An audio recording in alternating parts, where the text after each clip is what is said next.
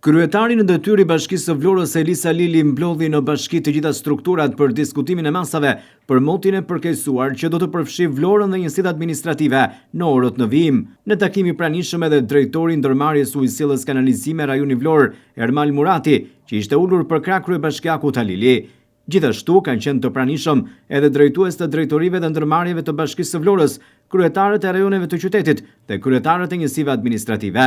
Kryetari i Bashkisë së Vlorës Elisa Lili theksoi se qëllimi i këtij takimi ishte për vlerësimin e masave dhe përcaktimin e detyrave konkrete për çdo njësi dhe rajon për të garantuar reagim të shpejtë dhe të koordinuar në rast përkeqësimit të motit. Sipas të dhënave të fundit nga mbrojtja civile dhe shërbimet hidrometeorologjike, njësia administrative e Novoselës paraqet rrezikun më të lartë pasi prurjet e lumit Vjosa pritet të rritet ndjeshëm, duke shtuar mundësinë që lumi të dalë nga shtrati.